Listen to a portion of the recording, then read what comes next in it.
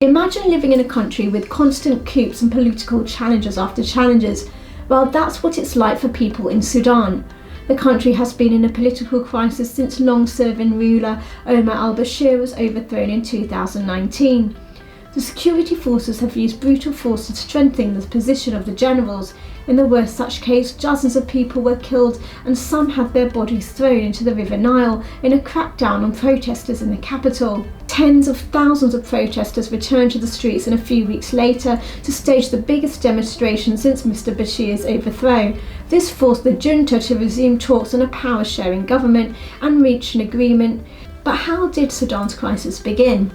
The unrest in Sudan can be traced back to December 2018, when then President Bashir's government imposed emergency austerity measures. There were cuts to items such as bread and fuel subsidies, which went on to spark demonstrations in the east over living standards. Anger about the living conditions spread to the capital, Khartoum, and protesters broadened into demands for the removal of Mr. Bashir, who had been in charge for 30 years, and his government.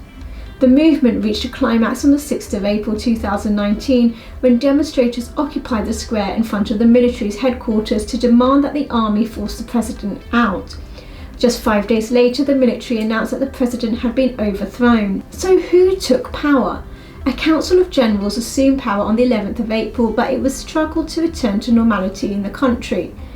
The 7-member Transitional Military Council was led by General Abdel Fattah Abdulrahman Burhan. The council says it needs to be in charge to ensure order and security. The former Prime Minister Abdullah Hamdok, who recently resigned after mass protests, has now left the country in further turmoil. Mr. Hamdok's moves to reform the economy, including slashing fuel subsidies, had consequently been unpopular for the public of Sudan. In his resignation speech, Hamdok said a roundtable discussion is needed to agree on a new national charter and to draw a roadmap to complete Sudan's transition to democracy. The Prime Minister's resignation came hours after Sudanese security forces violently dispersed huge crowds protesting against the coup, killing at least 3 people according to the Central Committee of Sudanese Doctors.